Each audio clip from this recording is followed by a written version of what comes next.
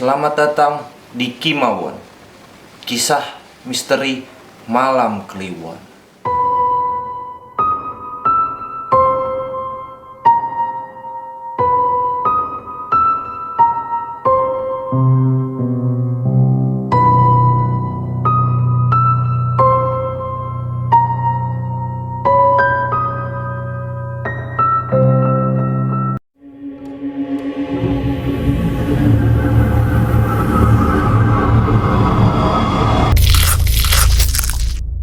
Di episode yang perdana ini, saya, Kirio, akan membawakan sebuah cerita berdasarkan pengalaman dan kisah nyata yang berada di salah satu kampus ternama swasta yang ada di daerah Jakarta. Suatu ketika, saya memiliki sebuah program kerja yang kita sebut proker sewaktu saya mahasiswa. Dan di dalam proker itu, saya dipaksa harus menginap di dalam sebuah kampus gedung Fakultas Hukum dalam waktu 1 minggu. Dan proker tersebut bernama Musyawarah Mahasiswa atau yang biasa kita sebut MUSMA. Dan musyawarah mahasiswa tersebut kita laksanakan di aula gedung Fakultas Hukum salah satu kampus swasta. Dan aula tersebut berada di lantai 4, lantai paling atas dan paling pojok. Singkat cerita, saya sebagai panitia program kerja musyawarah mahasiswa tersebut, saya harus melakukan beberapa setting alat termasuk komputer dan beberapa meja, papan tulis di aula tersebut. Hanya ada beberapa panitia yang melakukan hal tersebut. Dikarenakan di aula tersebut hanya ada saya dan teman saya untuk setting tempat karena ingin melaksanakan kegiatan musyawarah mahasiswa tersebut. Sewaktu ketika saya sedang melakukan setting komputer, saya mendengar dengan jelas sekali dalam telinga saya suara tangisan perempuan yang sangat jelas, merintih kesakitan, bahkan seperti ada teriakan anak kecil. Tapi karena saya seseorang yang tidak percaya akan hal-hal yang tidak nampak atau tidak bisa terlihat, saya tetap melakukan kegiatan saya. Lalu beberapa ketukan dari arah pintu terdengar jelas. Dengan rasa penasaran saya keluar untuk mengecek siapa yang mengetuk pintu tersebut. Kan tetapi tidak ada seorang pun di luar sana. Lalu siapakah yang mengetok pintu tersebut? Semua peralatan sudah tersetting dengan rapi dan sesuai rencana. Dan saya ingin ke kamar mandi karena posisi kamar mandi berada di luar aula dan di pojokan lorong gedung kampus. Saya terkunci di dalam kamar mandi. Seketika saya panik dan menggedor-gedor pintu tersebut. Tak ada satu orang pun yang mendengar teriakan saya. Lalu saya melihat ke atas. Ada tetesan cairan yang menetes ke arah kepala saya. Dan cairan itu sangatlah lengket. Saya tidak tahu cairan apa itu. Karena saya melakukan teriakan-teriakan dan gedor-gedoran pintu. Akhirnya salah satu teman saya mendengarnya dan membukakan pintu tersebut. Yang padahal pintu tersebut tidak terkunci sama sekali. Tapi saya merasakan saya tidak bisa membuka pintu tersebut. Entah siapa yang melakukan hal tersebut. Saya berpikir bahwa saya diusilin dengan teman saya. Dalam peristiwa tersebut, saya masih berpikir positif bahwa teman saya yang melakukan hal itu. Dan saya tidak percaya akan hal-hal mistis yang terjadi di dalam gedung fakultas tersebut. Lalu, saya kembali ke dalam ruangan aula gedung kampus tersebut untuk melakukan persiapan program kerja musyawarah mahasiswa tersebut. Karena posisi sudah sore dan hampir menjelang maghrib, akhirnya beberapa teman saya pulang terlebih dahulu mendahului saya. Posisinya saya masih menyeting tempat atau menyeting komputer untuk kegiatan program kerja tersebut. Lalu kembali saya mendengar suara wanita yang memanggil-manggil nama saya sebanyak 3 kali dengan jelas dan lantang. Tetapi tidak ada satu orang pun di aula tersebut. Dan saya melihat keluar untuk mengecek teman-teman saya. Semua teman-teman saya sudah pada pulang. Saya hanya sendiri di dalam aula tersebut, bahkan di luar tidak ada satu orang pun. Akhirnya saya kembali masuk ke dalam aula tersebut untuk melakukan pekerjaan saya, menyeting komputer. Lalu pada pukul 7 malam, ketika saya sudah selesai melakukan pekerjaan saya, tiba-tiba satu teman saya menghampiri saya, masuk ke dalam aula tersebut, ingin membantu pekerjaan saya. Lalu saya melakukan beberapa percakapan dengan teman saya. Ya lu gue ngapain sendiri yo di sana yo? Sini gue bantuin yo. Daripada lu kerepotan sendiri. Kita kerja bareng-bareng, jangan sendirian. Loh, lu kok balik lagi, Mel? Gue pikir lu udah pulang. Ya udah sini bantuin gua masih nyeting komputer nih di sini nih sama beberapa properti nih. Bantu pindah-pindahin aja ya. Gue bingung ini sendirian, kerepotan juga sih. Gue gak tega ngeliat lu kerja sendirian, makanya gue balik lagi. Lu berani aja sendirian di sini. Sini kan horor tahu, banyak kisah-kisah yang aneh-aneh muncul dari pengalaman senior-senior sih kakak tingkat kita. Keren sih lu berani sendirian di sini untuk setting-setting alat sampai maghrib sore-sore begini. Ya mau gimana lagi, Mel? Gue kan sebagai ketua pelaksana di sini, gue bertanggung jawab atas semua proker ini. Hehehehe, iya sih. By the way, ini semua udah siap ya, udah rapi, tinggal beberapa kursi doang kita rapihin, kita taruh pada tempatnya. Lu gue lihat-lihat, udah dari pagi kerja mulu, udah sore lu sono turun duluan cari makan atau pulang kek, biar gue ngertiin sendiri kan komputer udah selesai. Gak apa-apa, Mel, gue tinggal duluan. Gue cari makan dulu ya ke bawah ya. Lu rapihin sendiri ya kerjaan lo. Iya gak apa-apa, sana lu sana turun duluan. Rentan waktu saya prepare untuk kembali pulang ke rumah. Karena waktu sedang menunjukkan waktu malam, saya turun dari lobi fakultas, menuruni tangga, lorong-lorong, sampai ke lobi. Seketika di lobi, saya kembali ketemu teman saya, yang padahal teman saya masih berada di aula fakultas untuk membackup pekerjaan saya yang masih belum selesai. Dengan kaget, saya bertanya kepada teman saya, Lah, kok lu udah ada di bawah aja, Mel? Lah kan emang gua pengen pulang. Tadi kan gua izin sama lu kalau gua pulang duluan. Gimana sih lu? Lupa apa? Baru banget 1 jam yang lalu gua izin sama lu untuk pulang, udah lupa aja. Udah tua lu. Tapi tadi lu kan di aula bantuin gua untuk ngeset meja. Terus yang di aula itu siapa dong? Kalau lu udah ada di bawah. Bener kok tadi lu balik lagi buat bantuin gua ke aula. Halu kali lu. Makanya tidur istirahat, kerja mulu sih. Gaji enggak, kerja doang, bikin capek doang, tidur sana lu. 4 hari lu udah kali nggak tidur ya. Tapi bener kok tadi lu bantuin gua di atas.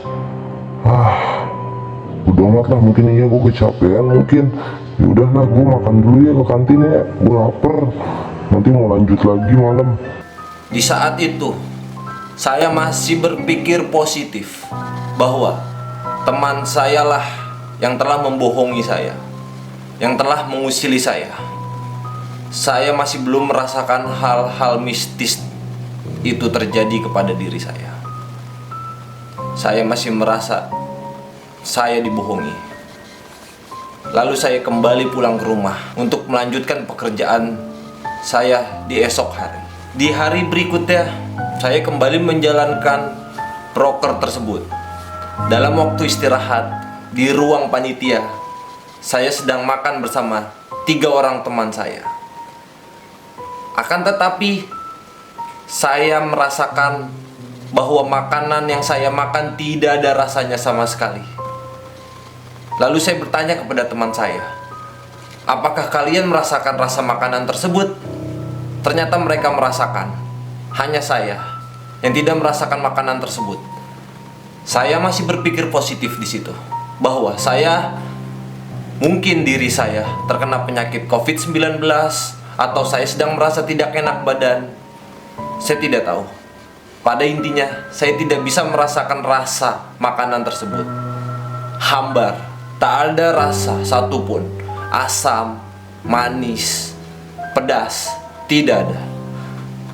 Hanya rasa hambar yang saya rasakan. Setelah saya makan, mengisi untuk tenaga saya kembali bekerja untuk mengerjakan proker saya.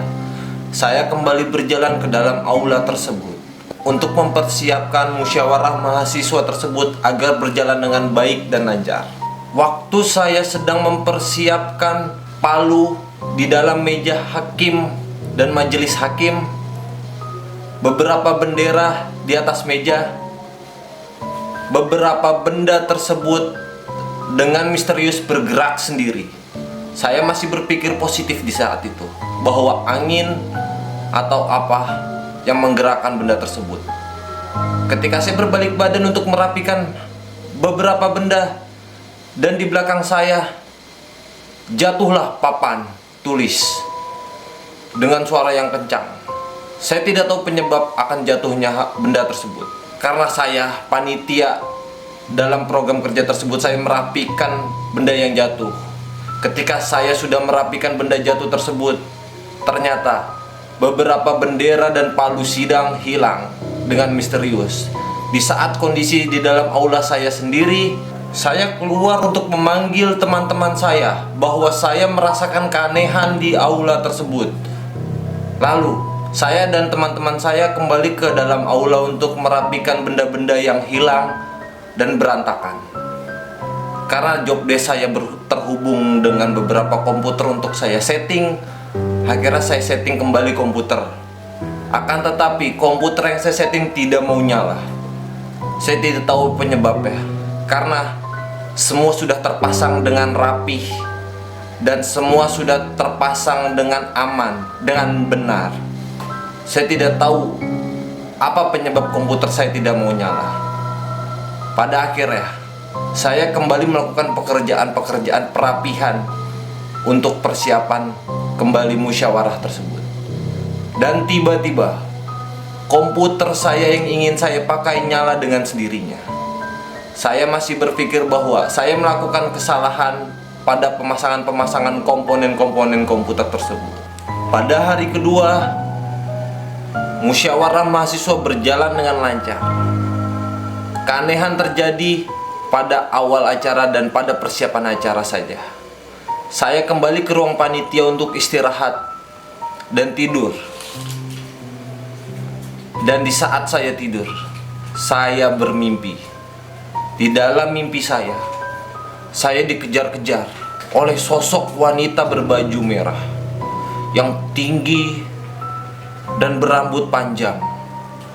Dan sosok wanita itu berbicara kepada saya bahwa ia menyukai diri saya dan ia tertarik kepada diri saya. Tapi saya tidak mau dengan wanita tersebut. Dan wanita tersebut memaksa saya untuk memeluk diri saya. Tapi saya menolak hal tersebut. Saya lari dengan kencang, saya menghindar dari wanita tersebut. Karena saya tahu dia bukanlah manusia. Di dalam mimpi saya memasuki sebuah goa. Di dalam goa tersebut saya bertemu dengan kakek-kakek. dan kakek itu berbicara. Hati-hati nak, wanita itu sedang menyukaimu. Janganlah engkau berpaling darinya, hadapilah. Sudah takdir kau disukai oleh wanita itu. Hati-hati dalam mengambil sikap, dan percayalah bahwa hal gaib itu ada. Percayalah. Karena mimpi tersebut terlalu abstrak, saya tidak bisa mengingat dengan jelas perjalanan mimpi saya. Tapi di dalam mimpi saya telah dibuntuti atau diikuti oleh sosok wanita berbaju merah dengan rambut yang sangat panjang. Pada inti mimpi saya telah disukai oleh sosok wanita tersebut, sehingga saya merasa bahwa saya sudah ketempelan. Sudah memasuki hari ketiga dalam saya menjalankan program kerja musyawarah mahasiswa, dan sudah 3 hari saya menginap atau tidur di dalam kampus. Pada saat saya ingin memulai acara, saya sedang berjalan menuju aula kampus. Di dalam lorong-lorong kampus gedung Fakultas Hukum, saya sedang menengok ke arah salah satu ruangan kelas yang isinya sudah kosong karena kondisinya sudah sore dan sudah tidak ada kegiatan belajar mengajar di dalam gedung fakultas kampus tersebut. Saya melihat di dalam ruangan kelas ada sosok wanita berbaju merah dan berambut panjang sedang melihat ke arah saya. Dan sosok wanita tersebut sangatlah jelas dan mirip sekali di dalam mimpi saya. Tapi saya yakin bahwa itu hanyalah halusinasi saya, bahwa saya merasa diri saya sedang kecapean atau saya sedang kurang enak badan. Saya tidak ingin menyangkut pautkan tentang ke dalam mimpi saya, wanita dan mimpi saya. Saya tidak menyangkut pautkan hal tersebut. Saya menghiraukan hal-hal mistis yang terjadi di dalam hidup saya. Dan sedang berjalannya musyawarah mahasiswa tersebut, kondisi saya dan job desk saya mencatat semua diskusi-diskusi yang sedang berjalan di dalam musyawarah tersebut. Tetapi saya melihat sosok wanita berbaju merah kembali. Dia sedang duduk di dalam salah satu fraksi di dalam keramaian mahasiswa-mahasiswa. Saya yakin bahwa itulah halusinasi saya, bahwa tidak ada hal gaib yang muncul di dalam keramaian manusia. Sehabis kejadian tersebut, saya berpikir bahwa saya sedang kurang enak badan. Saya keluar dari aula untuk merokok di balkon kampus di lantai 4. Saya berdua dengan teman saya. Saya bercerita bahwa saya mengalami kejadian aneh selama saya tinggal di kampus. Dan saya bercerita ke teman saya kalau saya tertarik akan hal-hal bunuh diri. Saya melihat dari lantai 4 ke bawah. Saya ingin melompat dari atas. Tetapi teman saya menarik tangan saya bahwa melakukan hal itu tidaklah hal baik. Saya mendengar bisik-bisikan bahwa kalau bunuh diri itu adalah hal yang menyenangkan. Keinginan saya untuk melakukan bunuh diri sangatlah besar. Mulai saat itu saya sadar bahwa ada yang salah dengan diri saya. Saya percaya akan hal gaib itu ada. Saya telah dirasuki oleh sosok wanita tersebut, bahwa sosok wanita tersebut ingin saya melakukan bunuh diri. Di hari selanjutnya, hari keempat, saya banyak merasakan hal-hal aneh kepada diri saya. Apakah kalian ingin tahu kisah selanjutnya? Tonton selanjutnya di part kedua. Terima kasih untuk teman-teman yang sudah menyaksikan video ini. Jangan lupa dukung channel ini dengan cara like, share, and subscribe.